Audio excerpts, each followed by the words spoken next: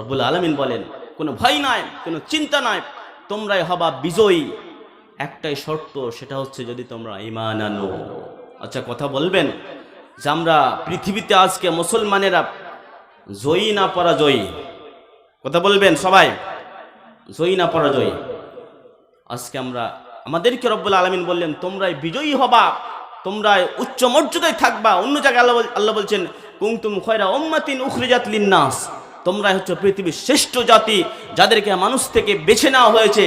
আজকে আমরা উন্নত জাতি কোথায়? আল্লাহ বললেন খায়রা উম্মাহ, আজকে আমরা সারা উম্মতে পরিণত হয়েছি।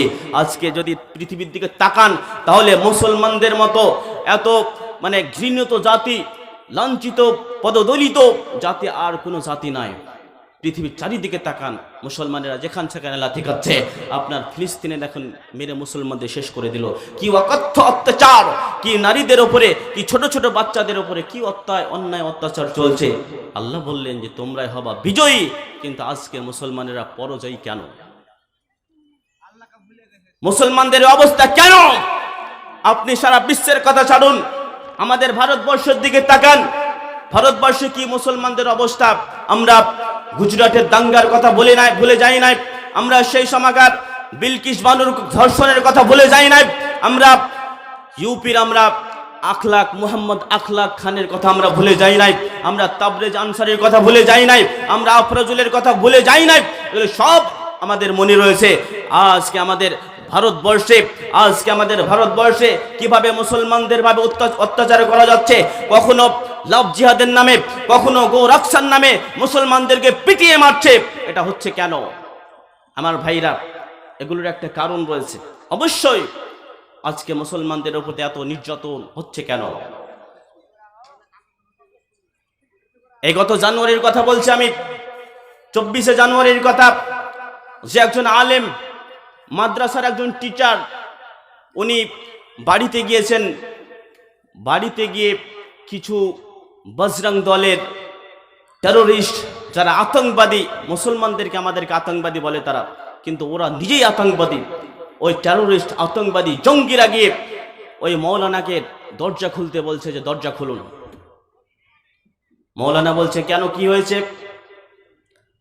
ওরা বলছে আপনি আমাদের সাথে চলুন, থানায় চলুন।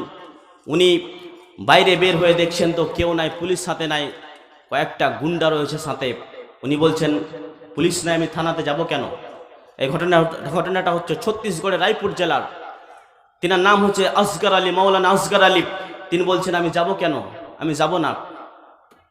এবার ওই গুন্ডারা কি করলো, ওনাকে দরজা ভেঙে বাড়ি থেকে টেনে হিঁচড়ে পেটাতে পেটাতে, লাত দিয়ে, জুতো দিয়ে, কেউ আবার প্যান্টের বেল্ট খুলে পিটিয়ে তিনাকে গাড়িতে উঠিয়েছেন। এবার তিনাকে থানার কাছে নিয়ে যাওয়া হয়েছে। তিনি বলছেন যে আমার একটু সাহস বাড়লো, যে এরা যে আমাকে এভাবে মারলো, অত্যাচার করলো, এখন থানা চলে এসেছে, এখন হয়তো আমাকে এরা মারতে পারবে না। কিন্তু উনি বলছেন আমার এই ধারণাটাই ভুল হলো। আমাকে থানার সামনে গাড়ি থেকে নামিয়ে আমাকে আবার বেধড়ক মারধর করলো। পুলিশ সামনে দাঁড়ায় আছে, দাঁড়িয়ে দাঁড়িয়ে দেখছে, কিন্তু একবারও প্রতিবাদ করলো না। উল্টা পুলিশ ওই লোকটাকে, মৌলানা সাহেবকে ধরে নিয়ে জেলে ভরে দিল।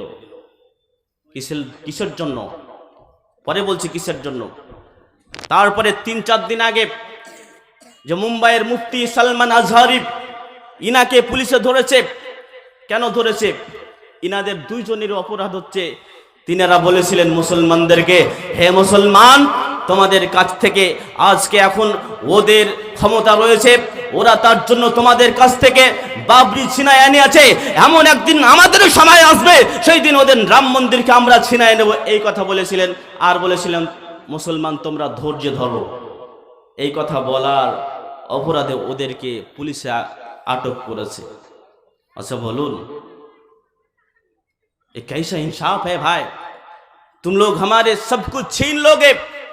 अगर हम कहें क्यों छीन रहे हो, तो हम ही लोग अपराधी हैं, हम ही लोग टेररिस्ट हैं, हम ही को जेल में तुम डालोगे। ये कैसा इंसाफ है? আমরা বলতে পারবো না যে আমাদের মসজিদ ছিনায় নিল কেন। এটাকে বলা হচ্ছে যে ভড়কাও ভাষণ দিয়েছে মুফতি সালমান আজহারি, তার জন্য তাকে গ্রেফতার করা হয়েছে। কিন্তু আমি এইখানে বসে থেকে আমি বলতে চাই যে ভারতবর্ষের অনেক নেতা রয়েছে যারা মুসলমান বিদ্বেষী ভাষণ দেয়। তার মধ্যে একটা হচ্ছে টি রাজা সিং, তারপরে আপনার জ্যোতি নরসিংহনন্দ, এই যে একটা সাধু রয়েছে ঢঙ্গি বাবা রয়েছে, এই মুসলমানদের বিরুদ্ধে প্রকাশ্যে কথা বলে যে মুসলমানদেরকে হত্যা করো, মুসলমানদেরকে অমুক করো ধুমুক করো, প্রকাশ্যে কথা বলে, তবু পুলিশ তাদেরকে অ্যারেস্ট করে নাই। কিন্তু মুসলমান যদি বলে যা ভাই আমার তুমি বাড়ি নিলা কেন, আমার মসজিদ নিলা কেন, এর জন্যই তাদেরকে কি করবে, অ্যারেস্ট করবে। আহা, কি করুণ অবস্থা! এটা হচ্ছে আজকে মুসলমানদের অবস্থা। আমার ভাইরা, আজকে আমরা কেন এরকম হলাম? মুসলমান তো কোনো বিড়ালের জাতি নয়, মুসলমান তো বিড়াল নয়, মুসলমান হচ্ছে সিংহের জাতি। এরা একদিন বাঁচলেও এরা সিংহের মতো বাঁচবে, বিড়ালের মতো বাঁচবে না। এটা হচ্ছে কেন? আজকে মুসলমান বিড়াল হয়েছে কেন, হয়ে গেছে কেন? একটাই কারণ, মুসলমানদের ভিতরে ঈমান নেই। আল্লাহ বললেন কি, তোমরাই থাকবা উচ্চ মর্যাদাতে, তোমরাই থাকবা বিজয়ী যদি তোমরা কি করো, ঈমান নাও, ঈমান আনো, তোমরা পরিপূর্ণভাবে মুমিন মুসলমান হয়ে যাও, তাহলে তোমরা হবা বিজয়ী। কিন্তু আজকে আমাদের ভেতরে ওটা নয়।